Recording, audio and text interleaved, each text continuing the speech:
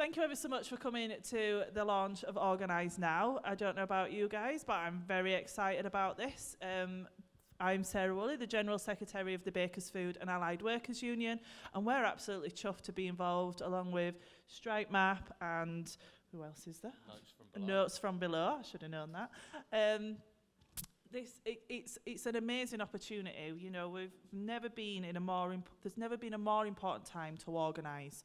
You know, the sham of a budget yesterday has just proved that Truss has got no intention of helping working people.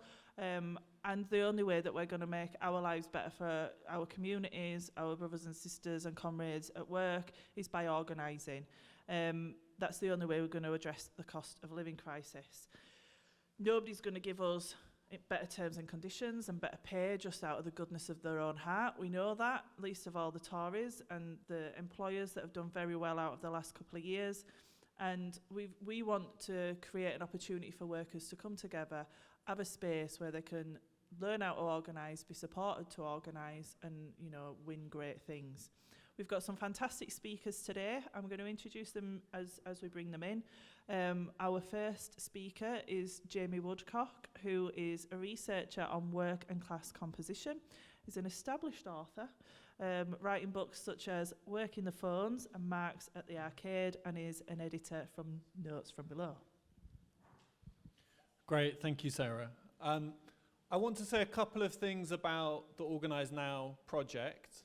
And I also want to give a little bit of background about where it's come from and how all of you can get involved. And we're going to hear from Eric after me, so I don't want to steal any of Eric's thunder.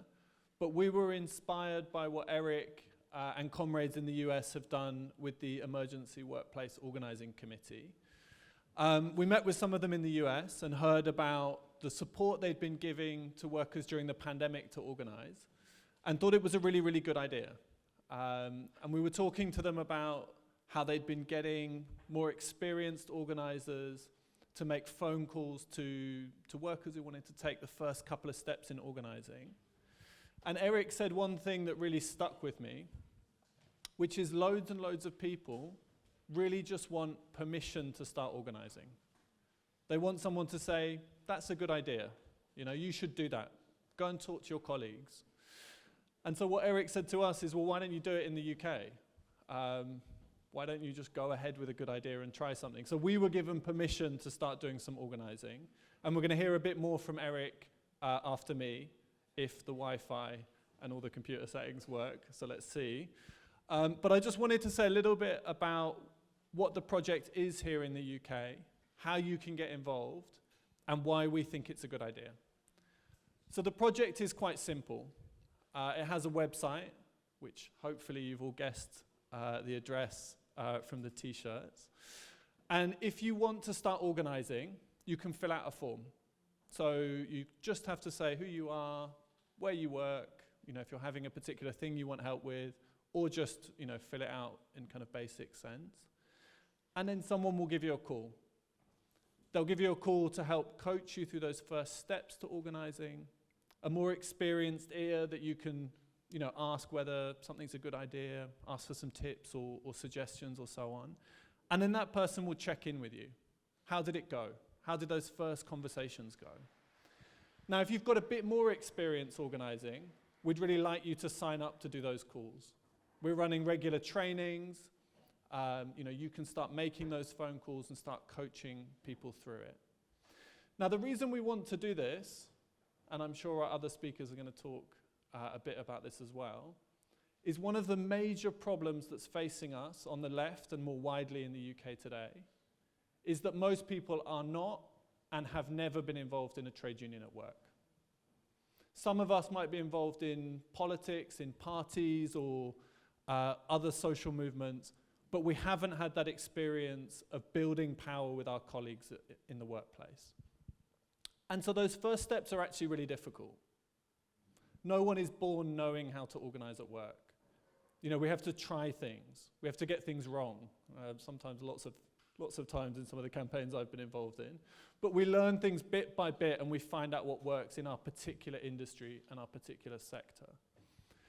And one of the experiences I had when I first started organising at work is I had an older comrade who I could call up and tell these kind of ideas that probably weren't the best at the time, get advice on them, get some feedback, get some guidance.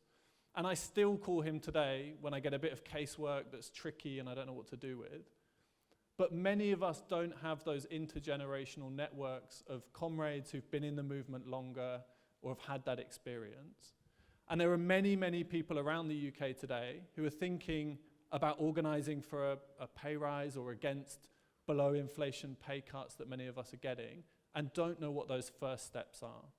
And so I'm not saying, you know, we're all going to have these kind of magic older comrades who can come and rescue us, but what we can do is have those phone calls and start building a peer-to-peer network of organising supporters that can help us make those first steps collectively. Now, what we don't want Organise Now to be about is a kind of one-stop solution to your organising problems, that you get on the phone and someone sorts it out for you.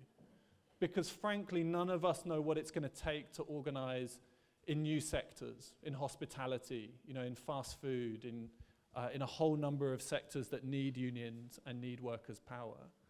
But what we can do is collectively help each other to figure out what works, maybe sometimes what doesn't work, and start sharing those stories. And I want to tell another short bit before I move on, which is during the pandemic, I did a lot of organising with a small union, the IWGB, of people who were new to the workers' movement and wanted to start organising during the pandemic. And a lot of this is people calling saying, you know, I want a union. You know, I want to do something. I want to take those first steps. And a lot of those steps aren't complicated. They're talk to a colleague. They're start a WhatsApp group. It's call a meeting. It's start a petition. It's write a letter. It's make a demand.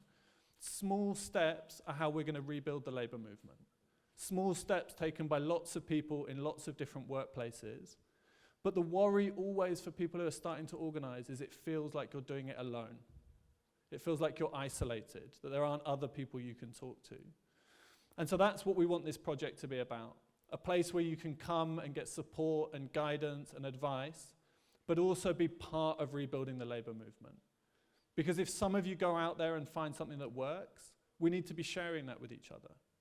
Regardless of whether we're in the Bakers Union, whether we're in Unison, whichever union we're in, we want to start rebuilding those traditions of the labour movement, of organising from the workplace.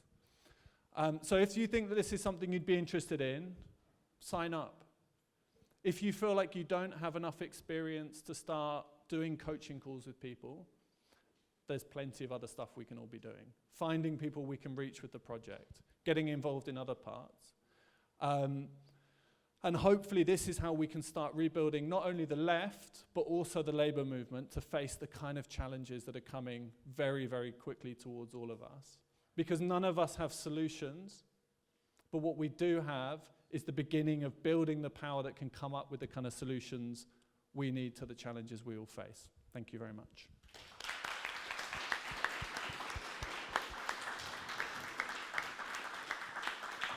Thanks, Jamie, for that. There's a few people stood at the back. There is some seats at the front. Don't feel scared. We've all had our lunch. There's plenty of seats. You'll also notice at the side, there's a table with some T-shirts and things on that we'll sell at the end to people. The T-shirts are a tenner. £10 today for a T-shirt, and you can look as good as us. No, not at all, not at all. So, are we ready?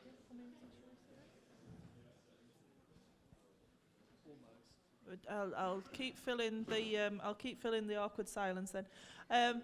Just whilst we're waiting for me to introduce Eric, who's going to be talking to us from America, if you do want to sign up, there's leaflets and stickers and all sorts on your chairs that you can do so. There's QR codes on the stickers. They'll send you straight to the website. You can sign up to be a volunteer. I'm sure there are many of you are in here that are experienced organisers that would love to just help somebody out in a workplace that just doesn't know where to start to organise their colleagues. And you'd be more than welcome to be on this journey with us. We're just dealing with the tech. which is always a joy. It does give you time to sign up. Yeah, definitely. Get your phones out. Get on the website and sign up. Hopefully they won't crash it though, like any you did this morning.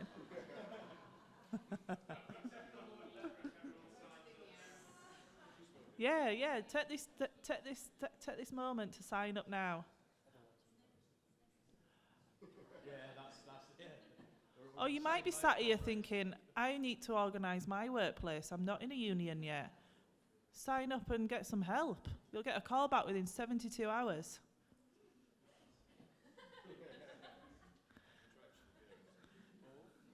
That's what we're putting out there. That's what we're doing. We're nearly there. It'd be worth the wait. Yeah.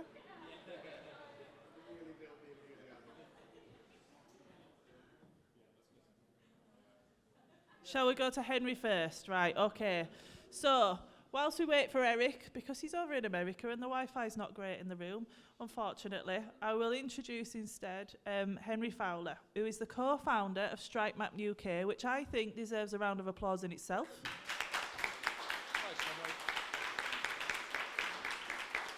Because what an amazing platform that is. Nearly as good as Organise Now. Henry's a great brother and comrade in the movement, works hard to support his members and the wider movement, hence being the co-founder of Strike Map UK.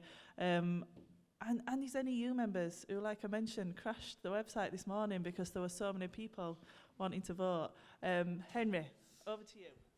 Thank you very much, Sarah, and thank you, comrades, for being here. What an exciting moment. I'm excited. I don't know about you lot. So, as Sarah said, I'm Henry Fowler. I'm from a Strike Map UK, which, if you haven't seen it, is a digital worker-powered map where people put in their strikes, hopefully update them, not always, you know what comrades are like, and then direct people to picket lines. We are here today because we're supporting this incredibly important project at a really important time. Yesterday, it was clear, people have said it, but I'm going to reiterate, class war is back, comrades. The class struggle is here and the working class is back, and that was shown yesterday, and that's why this is so important. In less than 2 years, we've mapped 3,000 strikes, which to you may not sound that much, but when you look at, historically at the levels of strike action across this country, it is starting to build again. The militancy is starting to build again. We've got rail, mail, barristers, teachers, support staff, all people looking to take action. If you haven't seen it already and you're not signed up, please go to Strike Map when you can get some internet and make sure you're going to the mega strike on the 1st of October. 167,000 workers from across the movement going out on one day. This is the start of a coordinated fight back, and we must all support it and be at those picket lines. The reality is that despite all of that, very few of us are active in trade unions, as Jamie said. Lots of people are not in trade unions, only in the 20%, depending on if you look at public or private sector. That's why this project is not just about getting people into trade unions, but it's about getting people active in trade unions. And it isn't easy, and we shouldn't lie about that. It's not easy to take on your boss. It's not easy to take on your manager. We've all been there in those difficult situations, but that is why Organise Now is so critical, and that's why Strike Map is looking to support it. Back in the summer, Strike Map held its first reps, stewards and branch officers, anyone involved in organising at the workplace, and it was an online meeting, which are never as good, even if the tech does work. But the reality was of that is that we learned that there was a real appetite and hunger across this country to start linking together stewards and building that rank and file shop stewards networks that we've had of the past. And we hope that Organise Now, through facilitating you all signing up as volunteers, again, when you're upstairs and you've got signal, you'll be able to network together and then work with those workers. But importantly, you'll be able to rebuild this labour movement. I say to you that now is the time for the fight back. And if we're not involved in unions in our workplaces, as great as it is going to conferences and going to fantastic talks and speeches and loads of things you'll go to over this period, and I've been to plenty of them and they make me feel great, that's the actual challenge, is organising at work. And we must keep that as a priority, comrades. So I say to you, get involved, volunteer, and be a part of Organise Now. Thank you very much.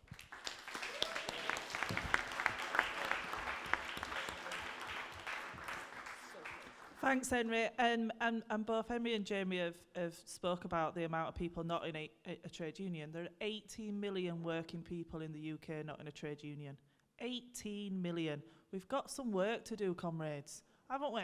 Because they're going to be the people that need a union the most. They're going to be the people on 0 hours contracts, on low pay, precarious contracts that they don't know whether they're working 1 week to the next. They're the people that need Organise Now. They need you. So get yourself signed up to be volunteers. We're going to keep plugging it. You know, we're not expecting you to give us 60-hour weeks. Just give what you can time-wise, but let's support other people, organise their workplaces and begin that fight back, because nobody else is going to do it for us. You know, we're here in Liverpool this week. The Labour Party are in power. They're not going to do it for us, and the Tories certainly bloody aren't. I'm wittering again because we're trying with Eric. One thing that I was asked to mention today is, and this is a group of workers that we've been trying to organise, forgive me for this plug, Samworth Brothers. They make Gangsters pasties, amongst other things. Very anti-trade union company. We've got a campaign going on to unionise Samworth Brothers, so please Google it, sign the petition, and support those workers doing that. And I'm sure some of them will be ringing up Organise Now, where we've not got members currently, to ask for support as well. We nearly there? We're going to go with audio only, I think. Okay. So you won't necessarily get to see Eric, but you'll get to hear him. And then that's the main thing, listening to what he's got to say, because he's fantastic. Yeah. Okay, we're struggling to connect to the Zoom. So now we're going to do some stand-up. I tell you what we could do whilst we're waiting for Eric. Has anybody got any questions whilst we're waiting? Go on. Oh, there's a mic next to you. Do you see Organise Now only for people who aren't already in a union or not? So we're trying to unionise in my workplace at the moment. It's a legal workplace, so it's with LSWU. But obviously, like, the amount of support unions can give is limited, and sometimes you might need more hand-holding. We need a lot of hand-holding in my workplace. So I was just wondering if you guys are really just focusing on, like, completely non-unionised workplaces and saying, you know, sorry, go and talk to LSWU about your problems, or not, because we need lots of, I mean, none of us know what we're doing, and we're lawyers, so we're surprisingly not very good at this. So yeah, it's a fairly practical question. Okay, thank you for that. We'll take a couple. Has anybody else got a question? Come on. Great. Nope. Yep. And then Hi. I'm really new to your project, so I apologize if this is explained somewhere. But I'm just wondering about the situation where there are trade unions that are out there, and they're quite, like, big, and they've been around for a long time. And it almost is like people's reluctance to get involved because, oh, but there is a union and they don't ever do anything, or like they don't do what I want, and oh, but you know, let's not bring a new one in when we already have 80% of our members with this union, and then that union is not necessarily doing anything, but it's there. And do your project incorporate, like, addressing that as well? Are we looking for establishing the strategies that work? Are we looking just to bring people into any union, whatever, and let just get a move on from the inside? Like, what is your perspective? do you want to do them two and then Thank you. the next two? Okay. Yeah, we'll answer them and then we'll take So I guess the first thing to say is we encourage people to join whatever union is in their workplace already, and whichever union makes sense in their sector. If you're in a union, that's like a great first step. It doesn't mean you can't sign up and get somebody to give you some advice, because I think many of us have probably gone through that experience of joining a union online, starting to try and organise at work, and finding out that being a member of a union hasn't solved everything. So 100%, if you're wanting a bit of support, get in touch. It's not just for people who have never done anything. And what we hope is that going through that experience is then something you can share with other people. Because I think it's not the organisers who are long in the tooth who are going to know how to organise new sectors. It's the people who succeed in organising these new sectors that we really need sharing their experiences. I didn't actually hear the second question because I was distracted with the tech, so I'm going to hand it over to Henry. Yeah, so I think Jamie's answered part of it in the sense that we want unions to be active in the workplace. So if there is a union there, we want you to get involved in it. But we're not trying to build anything that's a rival structure to a trade union. And also, if I'm honest, and I'm not necessarily speaking for the project here, maybe speaking for myself, if people aren't in a union but they're taking collective action together, which is how lots of us do it, especially when we work in unrecognised workplaces, which is my background, then that's great, and we should support that. Yes, we should want to try and get them in a trades union, but if we can get workers collectively acting together in that workplace to determine power, then I think that that is a step in the right direction. So I hope that that comes to answer some of your question, but we're not trying to have a rival organisation. We're pushing people to unions where we can, where they exist. But most of the people we've had sign up already, because we've launched this, we've got over 75 volunteers, which is amazing. We've trained half of those already. And we've had around, I'd say, about 20, 25. It's gone up today, obviously, with our launch video, which I hope you'll all share when you get upstairs and you get a signal. We've had lots of people fill out, and most of them are in unions. The reality is there's a large group of people that are in unions where the unions don't do anything, and that's not just about the union not doing anything. That's about us as workers within those unions, making those unions powerful and what they should be. So it's not going to happen by the union. It needs to be us working collectively. So that's what we're going to push, and we hope we can activate people. Absolutely spot on. I think something that I've said a few times. Are we ready? Something I've said a few times over the last couple of years is, I'm not the trade union as the General Secretary. The workers on the shop floor in that workplace are the trade union, and this is about empowering people to organise in their workplace, be their trade union, be that Unite, the Bakers Union, the NEU, Unison, whatever that title may be. Those workers are that trade union. That's their trade union. Is Eric ready? We'll give Eric a go, but I know that there was a couple more people with the questions. Okay. Right. This is just the test.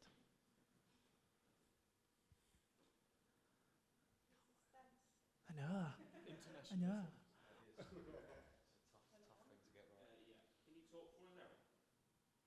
Yeah, hi comrades, can you hear me?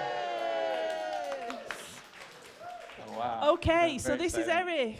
Eric, who is another established author. He's written books such as Red State Revolt, the Teacher Strike Wave, and Working Class Politics and Revolutionary Social Democracy. Gosh, that was a mouthful. But as Jamie said earlier, he's also been involved in the brilliant Emergency Workplace Organising Committee work over in America, and I believe he's going to tell us a bit more about that, and we'll stop talking now so that we don't lose him again. Over to you, Eric. Okay.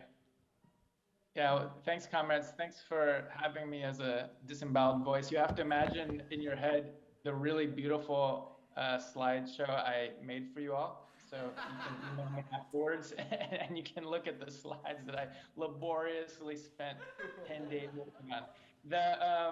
I'll go straight into it. But first of all, I'm really excited to see that you are taking this initiative based on our experience in the US. It's very full of potential, and there couldn't be a better moment for this project because labor, somebody said, Jazz Brizak was one of the Starbucks organizers, you might have seen, she said unions are cool again. I don't know if that's true in the UK, but it's certainly true in the US right now. Things are popping off, and EWOC is part of that. So briefly, what is EWOC? Well, you probably have a sense of it now because you heard the other speeches to hear it. It's very similar to Organise Now. The purpose is essentially to help any worker in any industry organize at work. And that can be through a campaign to win demands, or it can be to win a union. The mechanism is pretty straightforward. It's essentially any worker fills out the form online, we call them back within 72 hours, and we get them connected to an experienced organizer. And what I want to do today is just briefly talk a bit about the origins, a bit of the dynamic, give you some of the sense of how much potential there is, hopefully get you excited. So the origins of EWOC, Emergency Workplace Organizing Campaign, come out of the Bernie campaign. I was a national labor organizer for the Bernie campaign, and together with a few of my comrades who are also labor people within the Bernie world, in March 2020, when the pandemic sort of engulfed us all, it was also the same time as the Bernie campaign was essentially defeated. So it was not good times. But one of the things that happened is there was such an energy from the Bernie campaign. We'd reached millions of workers, literally millions of workers as volunteers, particularly young workers, but not just. So much energy that when the pandemic hits, we had thousands of workers reaching out to us, basically saying, "What can I do? You know, we don't have PPE at work.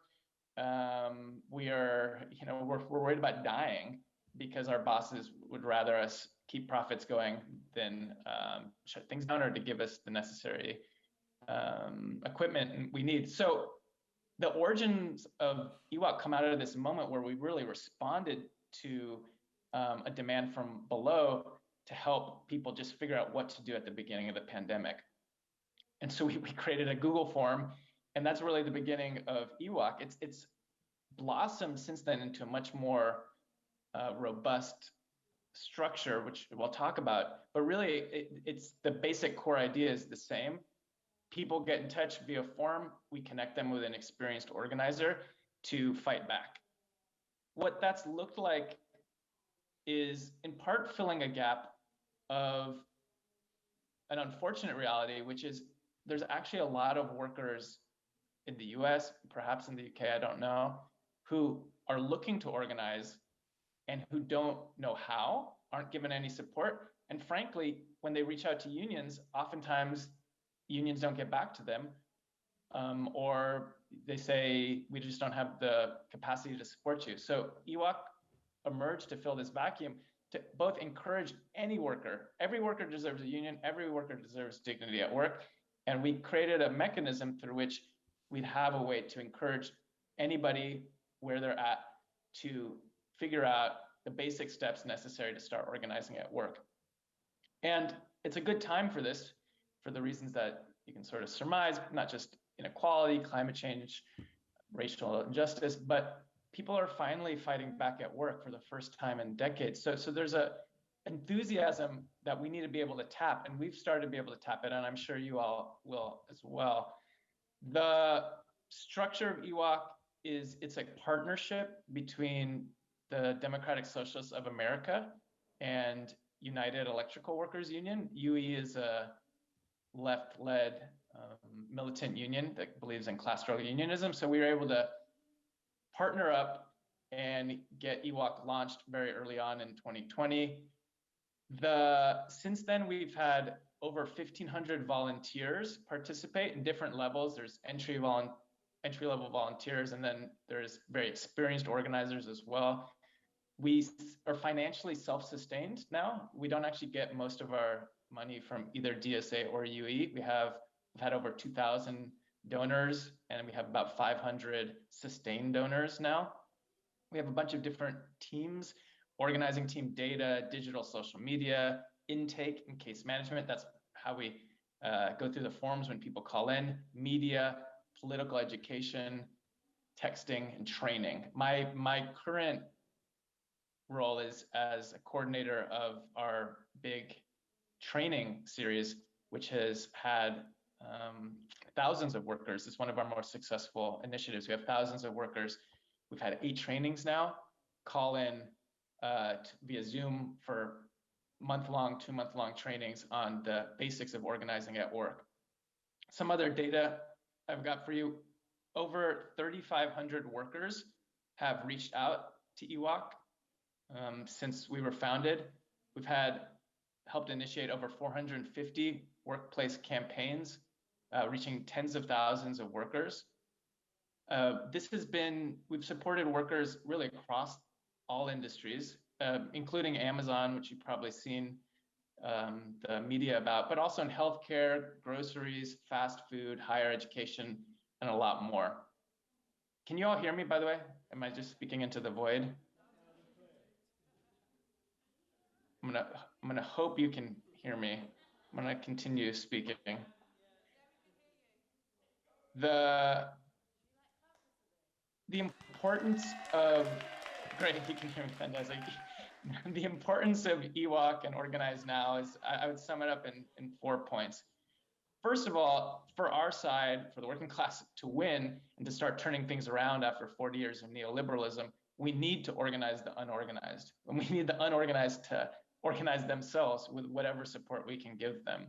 Without a significant increase in workplace militancy and organizing and unionization, there's just no way we're going to have the power to defeat the billionaires. And all of our other initiatives, whether it's climate, whether it's electoral politics, Bernie, Corbyn, without this foundation of working class power, there's only so far those projects can go, and we've seen that. EWOC, and I think Organize Now are also important because we believe in a vision of class struggle unionism, which is certainly not always shared in the labor movement, unfortunately. The experience we have is that the wins that happen come because organizers, workplace organizers understand with their coworkers that there is a conflict of interest between those who own and those who work, and that the only way we win is by organizing our side to push back against that. As I mentioned before, the political importance is not just this long-term vision, but it's also the moment. We are in a moment in which there's hundreds of thousands of workers in the United States, millions actually, who are looking to figure out how can they unionize. And we need to find every possible mechanism to meet them and to say, as Jamie mentioned earlier, yes, you can organize. It's actually in many ways less hard than you think. We have to both give them permission and some support with organizing tips, resources, and guidance so that they can take the lead in organizing their coworkers. And just finally, then, thinking about how the model is replicable, I think anywhere where there's a gap in which there's workers who want to organize and don't have the resources to do so, there's going to be a need for something like EWOC or Organize Now. So I am encouraged that you all are founding this project. I have every reason to believe it will start scaling up. It is hard work. It takes a lot of work to get workplace organizing going and to do the back end. So I don't think there's like a quick fix, and we're up against incredibly powerful opponents. But now is certainly the moment in which we can see, both in the US and the UK, the beginnings of a revival of a militant fighting labor movement. And there isn't anything more inspiring, anything more emotionally fulfilling, to be honest, and anything that gives me more hope than participating in this project. So I hope that that's the spirit that you will all have as well, and that everybody who's watching this in the audience will volunteer and support Organize Now. Thanks for having me.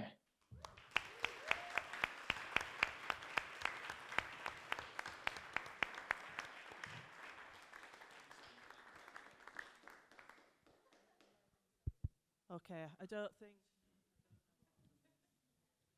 this was supposed to be the easy thing, wasn't it? Can you hear me? Yeah. All right. Okay. It doesn't feel very loud. Thanks to Eric. I know he probably can't hear me, but thanks very much to Eric, for taking the time to come and talk to us a bit about EWOC. That does sound very like Star Warsy, Star Trekky, but I think with that kind of just shows that there is some that is. Put my teeth back in. Let me start again. I think it shows that it can be done, 35,000 workers contacting them, and I appreciate America's a lot bigger than the UK with a lot more workers, but what they've managed to do in a fairly short space of time, I'm sure that we'll replicate and be even better at, because, we've got t-shirts. So we had 2 hands up at the back that I saw originally. It's changed to 1 at the back and 1 at the middle. Oh, got you. Hi, do you think my question is, do you think that people working from home can organise in the same way that other workers can? And would Organise Now give those workers the support and advice that they need? Thanks. Thank you. a mic's coming. Just pop your hand back up again. Yeah, thanks. This is a bit of a boring admin question, but just if you're a volunteer, how does it work in terms of getting in touch? Is there like a platform that you can log on to and then you'll be put in touch with people who've registered? Is it based geographically or in sector, that sort of thing? Because I'd definitely consider signing up as a volunteer, but I'd just be interested to know what it's going to look like. I'll just take this one at the front. I know I'm pushing it with 3, and then no, we'll... right, they can't hear. Sarah. Fine. Oh, did you? Okay. Which, me or? Did you both put your hands up? I only saw one. Apologies. Yeah, but we look similar, so. One do. I only saw one hand, sorry. Well, one you do now, and then we'll do another one. Thank you. So I guess my question is a bit more vague, but I work for a charity and we're currently organising, but like the charity I work for is very small, and all of the employees are quite kind of committed to the aims of the charity. And I guess that feels very different from like organising in a space which is workers for a profit-making billionaire. And I think one of the things we're struggling with is kind of trying to get people to engage, because we have really good like benefits. We had a 9% pay rise in line with inflation, and so I think, yeah, the kind of the wider team aren't really seeing the kind of purpose of unionising, particularly in that, like, you know, we're not up against these evil people, we're up against people who have the same goals as us. And I was just wondering if Organise Now had a view on that sort of thing.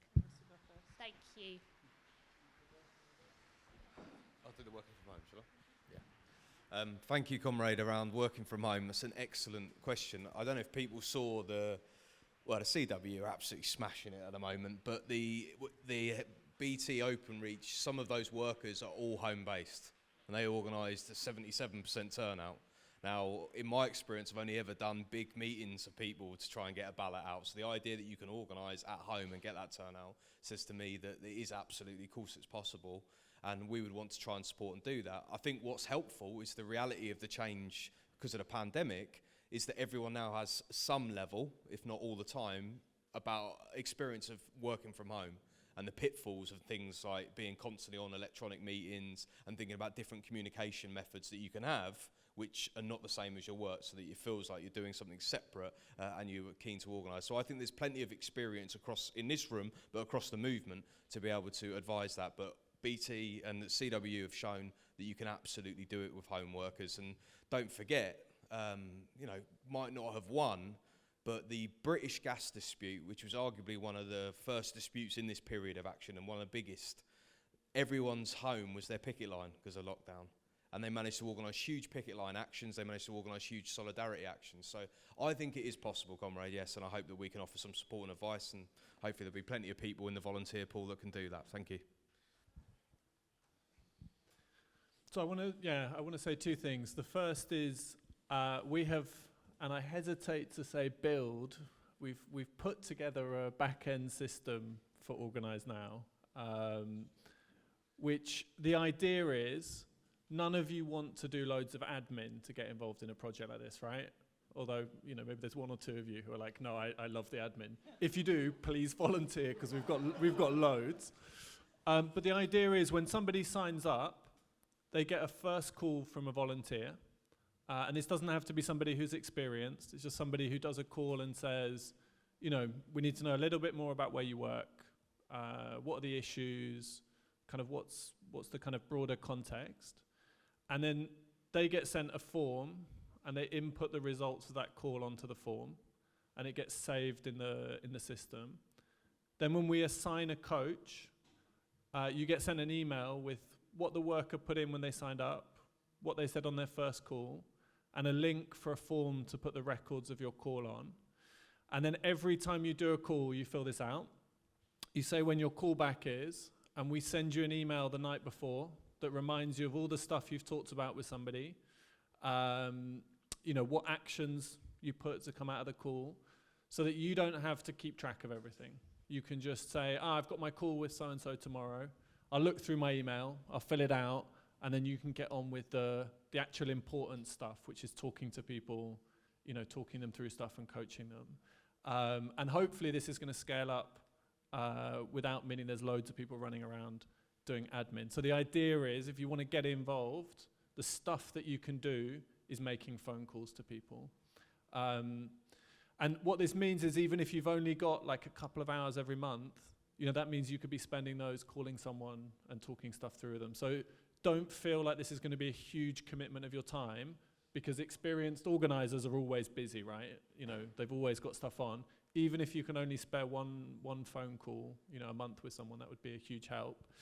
The other thing I want to say is, in my experience, every single group of workers I've ever met who've started organising have said, we have this really unique and difficult problem in our workplace that's really difficult to overcome and find a way to build a union. And this is about what Henry said. Organising is hard. It's scary. It means challenging your boss. It means, taking a step out of your comfort zone. And I don't know what the solution is to the charity worker one. But what we do know is we have a bunch of charity workers who've signed up who have unionised their workplace. And I think putting you in touch with them, and then when you figure out what works in your workplace, doing that with another group of charity workers, is how we're going to start figuring out these solutions. Is we do it collectively and we share these stories. And what we always, what we could find out with that is organising in the charity sector could help someone in another sector. So that stuff can go on and help people elsewhere.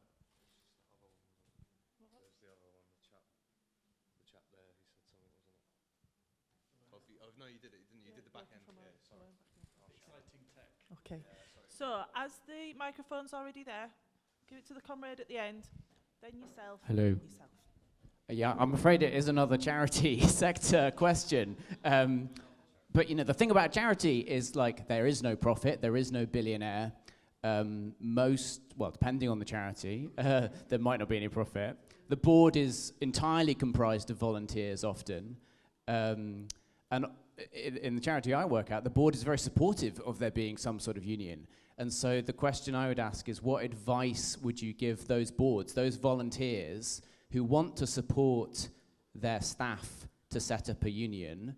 They don't want it to end up being a sort of horrible antagonistic process, but they do recognize that a union would be a good thing and want to kind of help the staff team, who are probably very busy and stretched doing their jobs, to get going with a union, but also recognize that as ultimately the managers, it's not their role to kind of do it for them. What advice would you give those volunteer board members?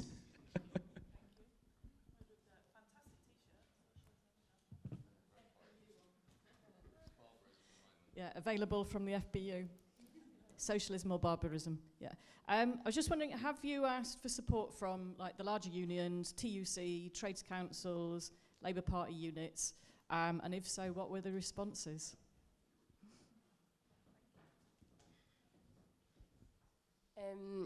This is actually to the charity workers. This isn't a silver bullet, but just a question. Have you run the money? What I mean by that is, have you got any access to any accountants or things like that? Because basically, I also work, I don't know what kind of charity you work for, but I also work for a charity, but it's broadly speaking health and social care, so they get their money from council contracts. And a staff member at Unison very kindly ran the money, and basically they're loaded. So what I'm saying is, this idea that charities are, even with people who I work with who are, really up for doing stuff, they're like, oh, but, maybe they don't have enough money to pay us. They're charities, blah, blah, blah, blah, blah, not for profit. They probably are, I don't know what you work for, but they are sitting on huge assets. And then if you get that money, if you get that, you will get the money. I mean, if you get the accounts, you can then show that round to people, and it's shocking. People are like, what the fuck? I've had no pay rise or da-da-da, and yeah, just an idea. I don't know if someone at your trade union could do, yeah. Okay. Well, anyone else? But yeah. Cool. Shall we take one more? I'm not sure that were a question, but thank you for the contribution. Yeah. Right, so I've got the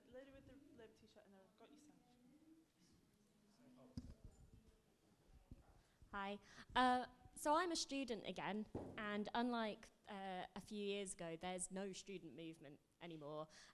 But obviously we're in a marketized sector, so increasingly the uni's acting like a manager, especially if you're on a vocational course like nursing. So we're trying to organise, but most of our vocational unions don't give a shit about students because they're not in the workplace yet. So it's a really tricky one where it's not necessarily, it's a harder thing with the class struggle because it's not the big boss, but also we're paying them, but at the same time we're being completely fucked over and need to organise. And I'm wondering if actually Organise Now could also be a place for students who want to do that, because, well, the NUS definitely isn't. Yeah, okay, great. See, we're organising already. Okay, so before we bring the next questions in, I'll answer the one about the larger unions and the TUC. We wrote out to them, Organise Now wrote out, I wrote out kind of thing. So far we've had 2 responses, so we're going to set up meetings with those unions, both quite small ones, but you know, the smaller ones are normally the best, she says. She says. Thought I'd get that in there. So yeah, so we have written out, obviously Congress was postponed to October as well, so that'll be an opportunity to speak to people face to face and kind of go, why have you not responded to my email, like, you know? So yeah, we are on with that, and hopefully they will, now that we've launched it properly, they'll come on board and support it even further. Okay, thank you. Who wants to answer the next question? I'll give charity a go, shall I? Yeah, so I work for a not-for-profit organisation, and we have an incredibly strong trade union, and I've worked in 2 not-for-profits and had strong unions. I think that there is no silver bullet. The comrades already answered that bit. But what I will say is that this is my personal view, again, doesn't represent necessarily the project or other people's view, is that I think employers writing out to say or board members saying we want to develop a staff union could have the opposite effect. I think workers have to establish it through their own endeavour. What I would say is that, especially in the charity sector, any not-for-profit, is that it shouldn't be an expectation that people don't get a proper wage, if people don't have good conditions. And I appreciate that the driver for doing the work isn't profit related. It is because I assume you believe in the cause, or you care about the cause, or you've been part in building the charity. But it doesn't mean that people should have bad working conditions, shouldn't have pay, shouldn't have pensions that represent that. And the reality is that what some people say to their employers that are not for profit is that you have to practice what you preach. You have to be the change you want to be in the world. And what I'd say is you have to speak with other workers though in the workplace. If they don't want to organise a union at this stage, then it's about having constant conversations. And when we started our union, it was having conversations with the people that we trusted most, that we knew who had influence with others. So we'd start with them, so 3 or 4 people, then you go to the next layer, the next layer, the next layer, and those groups of conversations are really important. But finding out who your workplace leaders are and who people will follow will help you establish a trade union at work, and using those people as people to galvanise people into that activity. But there isn't any silver bullet, but I guarantee when I was in a call centre, we were unrecognised and people didn't want to take action because people were on very low wages and couldn't afford to lose their jobs. We organised first. I wanted to organise around a massive pay dispute because I thought, oh, that sounds great. But we ended up organising a dispute over a microwave. Although I had grand ambitions of the Petrograd Soviet at the time, we ended up with a very nice microwave, but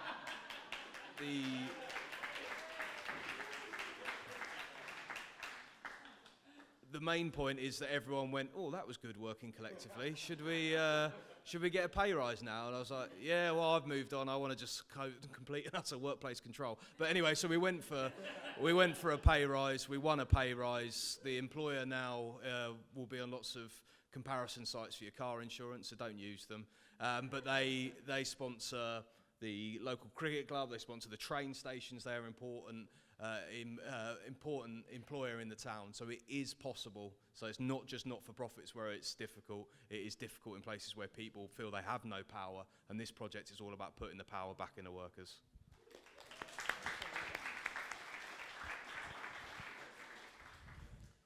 I'm really trying not to make a joke about the microwave and heating up, but no, I'll move on.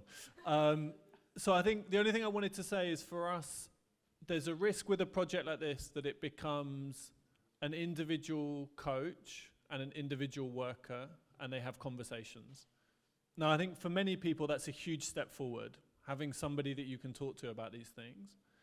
But what we really want to do, and that's why it was so nice seeing this connection being made, is, you know, if we start having people sign up in particular sectors or particular workplaces, trying to put people together to share those things. And, you know, I think we've said it already on the panel a bit, but there's no solution from us on the panel for those specific issues. But the people who will know are the charity workers who have organised. The people who will know about the nursing, you know, student nurses issues will be other people who are figuring it out. And I think if people are in that situation of in training but want to do organising, get in contact. You know, there's lots of stuff happening in nursing at the moment, and you can connect up to that and build those experiences so that when you hit, you know, you hit the hospital running, ready to go. So absolutely. Thank you. Thank you. So we've got the person in the hat, person at the back, then I just saw a hand in the middle. Yeah, my question was going to be about, so it's not my situation, but my girlfriend works in the supermarket sector, and their recognised union is USDOR, and she became a union rep for nights, which is she was really happy about, really happy to start getting involved in unionising her workplace, but then realised that USDOR was like a really terrible union. So like they would deliberately try and persuade workers not to ballot to strike. They would try and coerce them into accepting shit pay rises that weren't in line with inflation, that kind of thing. So yeah, I just wondered if you had any advice for people who work in sectors that have crap unions, and that's their recognised unions, because it's a hard situation to be in, and then she didn't want to be a rep anymore, and that's like someone that then stopped unionising.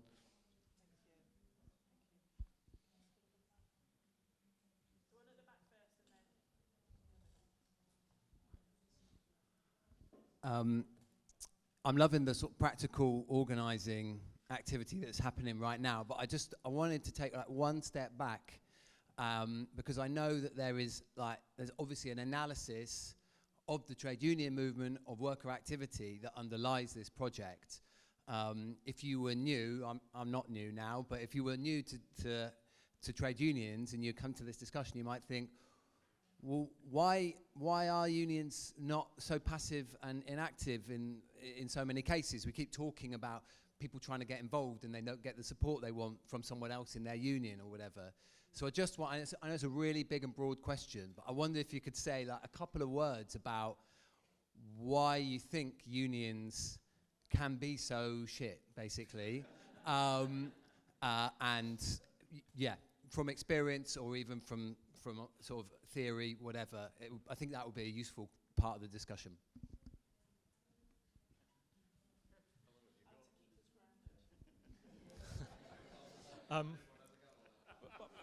I want to just ask a question about Amazon, but I think the summer's been remarkable. There's a sudden feeling of strikes are back, and I think it's worth remembering that some of the people taking strike action haven't taken strike action in a generation. I mean, the Liverpool Dockers, I went to a rally this afternoon. There's about 300-400 chanting "fuck the Tories." This is not normal on a picket line. It's fantastic.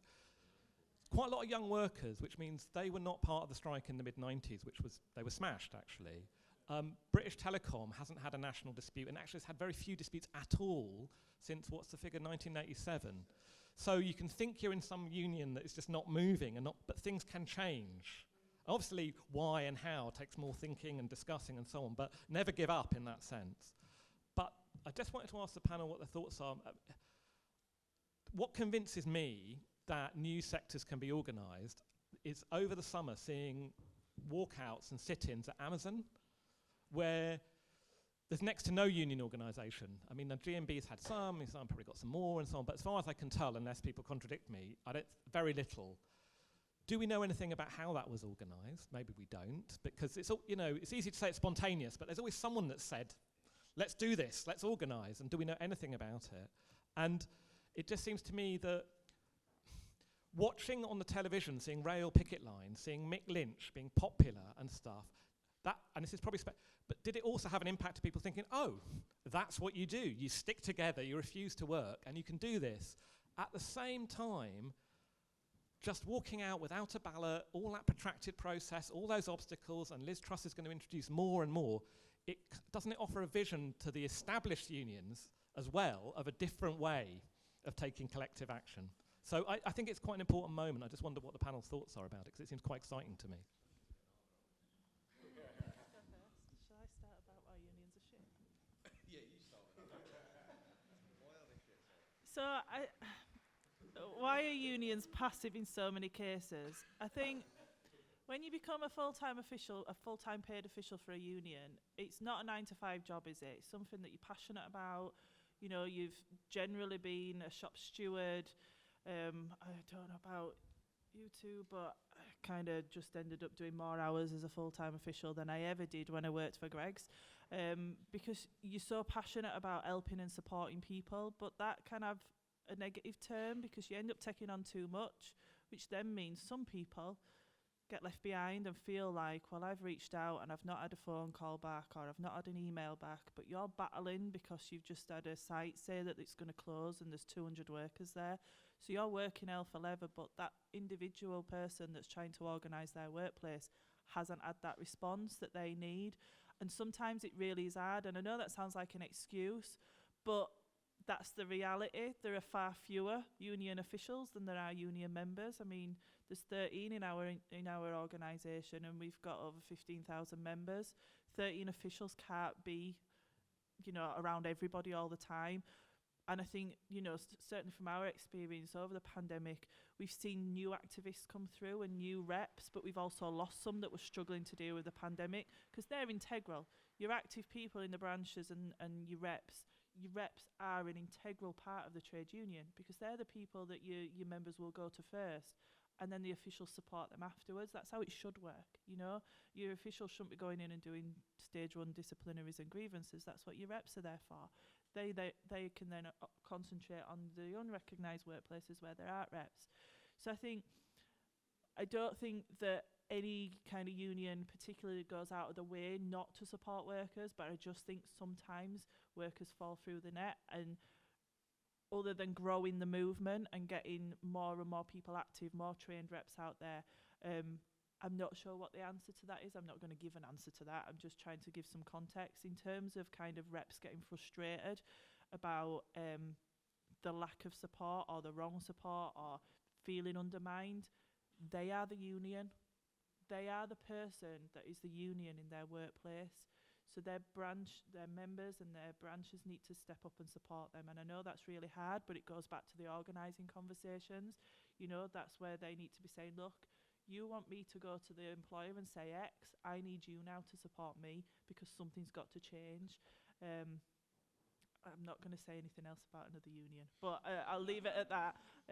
But yeah, there are right ways and wrong ways to do it. But the reps are the members, and the members are the union, not the bureaucracy, not the likes of me.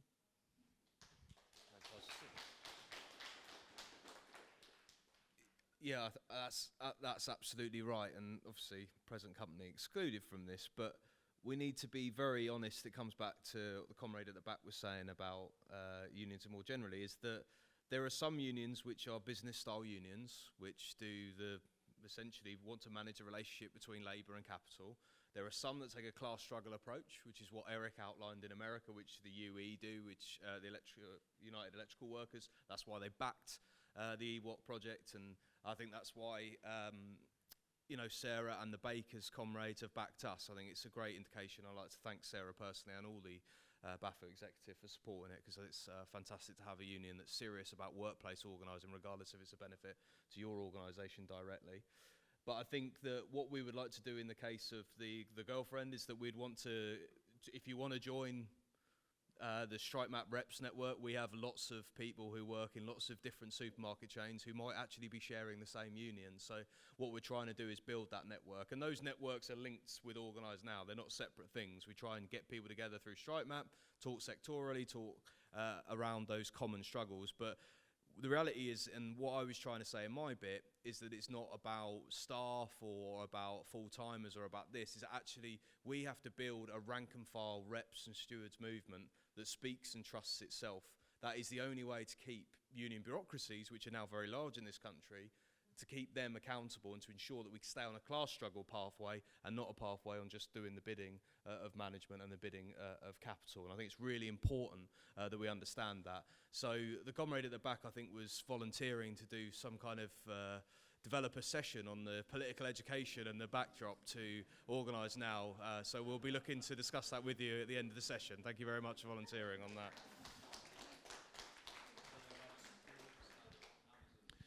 Yeah, I'll say a couple of things. I mean, I think the first thing with Amazon is I agree, nothing's ever spontaneous. You know, somebody decided to start that walkout at Amazon. And if you want to read a bit more about it, Notes from Below published 2 pieces written by Amazon workers who talk a bit about what happened in the warehouse when they walked out. And I mean, this makes me feel a bit old saying this, but apparently TikTok played a big role in sharing the ideas of the walkouts, because people were watching TikToks of other people walking out and sharing these things. Workers always find networks and ways to build these things. They didn't happen through unions in this case, because the unions are fairly absent at Amazon. But there are people in those warehouses who are the people that people look to when something goes wrong. You know, they are the organic leaders, and those are the people that led those strikes. And I think what happened in the US is going to be very important for that. People have seen that you can walk out at Amazon. People have seen the railway, strikes on the railways, and they follow that. And what we need to do is make sure that those people carry on organising, and that those stories get shared and spread elsewhere. And that's part of what we're trying to do with this project. Just in terms of the kind of politics behind it, for me, I have a really clear political vision with a project like this, and it's a really simple one, that ordinary people have the power to change the world. And that's ordinary people in workplaces, whether it's Greg's, whether it's a supermarket, an Amazon warehouse. But the problem is people haven't gone through that experience of building their power in many, many different kinds of workplaces. Now, it shouldn't come as a surprise that there are some unions that think it's easier to negotiate, because there are some unions that have spent their time negotiating deals with managers and don't think that it's worth risking resource on new organising because they haven't seen it happen successfully in the past 5 or 10 years. What we need to do is to show that it can work, and that unions should put resource behind it, and that there are no unorganisable groups of workers just yet to be organised. Absolutely, and I think we definitely need to get that quote somewhere. Ordinary people have the power to change the world. We just need to remember that. Question? Yeah, thank you so much for putting this on. But so where I work is a 0 hours hospitality agency, and I work for 2 of those. I work for Verve people, and I work for ARC Recruitment. Now ARC sounds pound time everything, but Verve, where I work, they mess me around a lot with the shifts, and then they blame it on the client, or they don't pay me for shifts that I've worked. And I've brought this up to a few other colleagues. I say colleagues, it's more like co-workers, even though I don't know any of them personally, because it changes each time you're on a shift because of the nature of the job being flexible, part-time, temporary. And I've just been trying to convince them to sign up to BFAWU, and none of them's taking it on board, because I'm the only BFAWU member in the company who I work for. And it's just really disheartening trying to organise and not getting nowhere, especially because the majority of them are students. And they're all like, I've got no money. I'm like, well, it's only $5.50 a month. It's like 2 coffees a week. And they're all like, no. I've even done the approach where I've been like, hey, have you had your pay messed about? And you go, oh yeah, me too. And then I go, make a chat about it. And then I tell them, blah, blah, blah, can we take it to the office? And they're like, oh, I'm too scared. And then they leave the chat, and it's just... So, do you reckon there could be some kind of like union rep training to make new union reps in a bid to help recruit more people into the union, because I think that could be helpful, particularly with these agencies who are quite invisible, because when you go to like events and stuff like at Circus or say the M&S Bank Arena, you wouldn't know that they're agency staff, you'd think they're employed in-house. So, like I said, a lot of us are invisible. And yeah, I did notice the Sheffield Hospitality Workers Walkout, and that really got me hopes up, which is why I've come to this today. So, thank you. I'm sorry for going on too much. Don't apologise at all, and it's fantastic to meet you.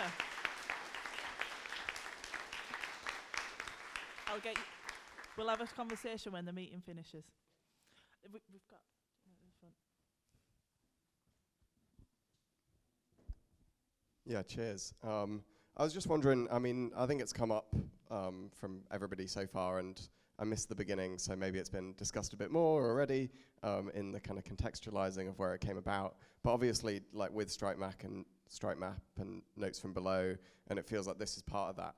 I wondered if any of you could talk a bit more about like the wider context of creating a labour movement which is like joined up with each other and understands each other, in the sense of like what other parts of that effort still need to take place, what other organisations have been working on it, like how in different, like, you know, across different tactics and methods and fields of organising, like the different ways that that needs to happen, and the different like successes and also gaps which currently exist in the 4 or 3 minutes that there is left. Go first. Any last questions from the room? Any last questions?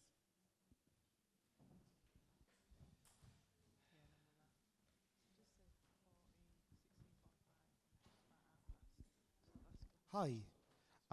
I think one of the biggest parts of the union that I've experienced in my life, in all unions, even in this room, is a sense of camaraderie and solidarity you feel with the community around you.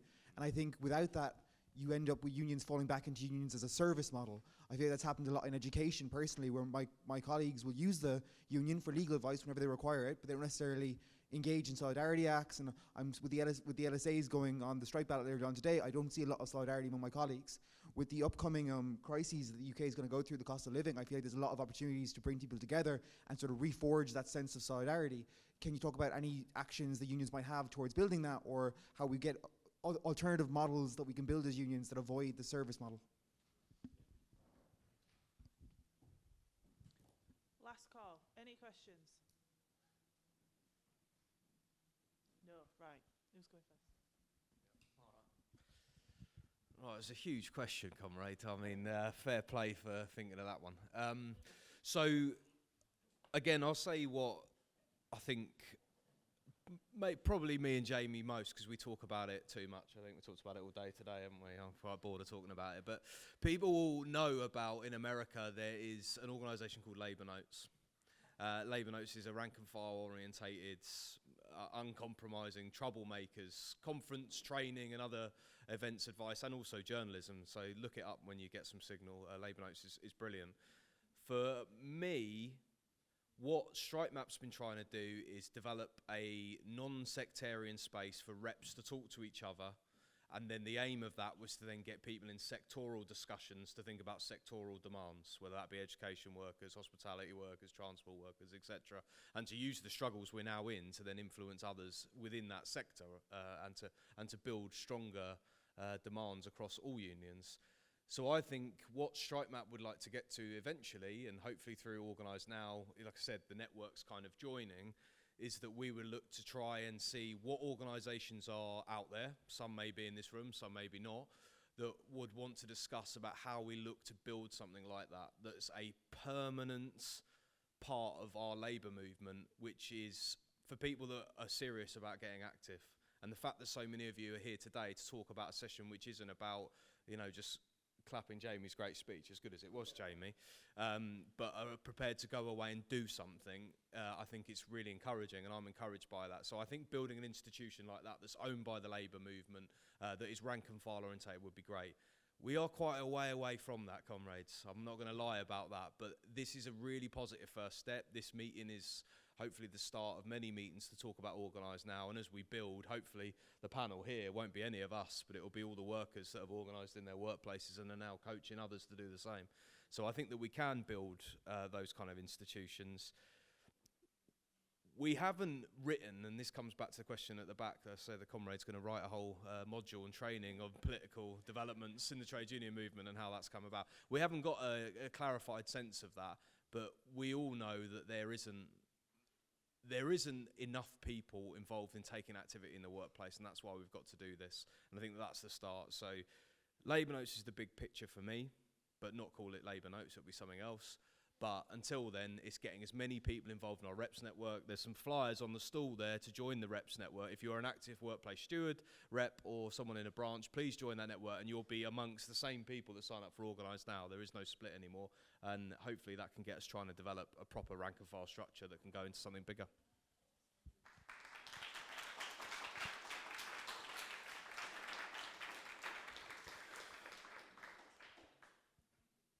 I just want to say a couple of things before finishing up. And the first one is a bit about what you've said.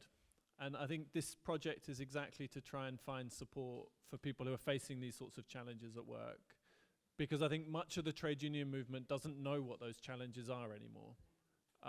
Is used to organising in very different circumstances. And, you know, in part during this panel, we've said organising at work is easy, you should just go and do it.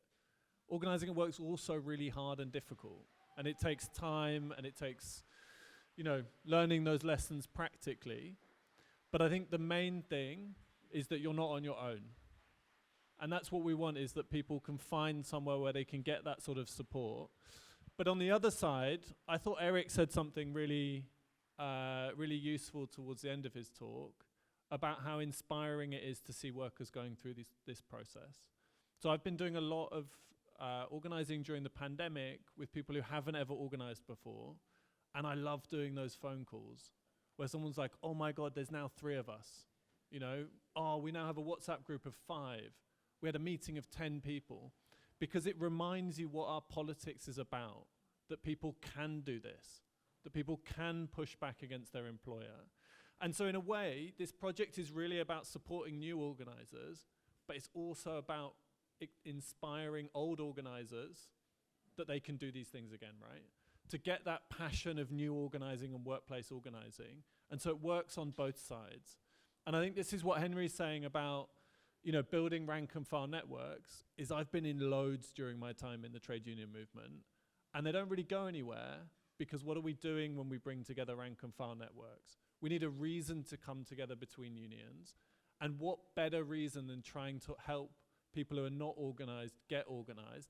That is how we're going to build networks between trade unions, not, you know, to have some coordinating committee to do X, Y, and Z. It's about building power together, because that's what we have in common. Thanks, Jamie.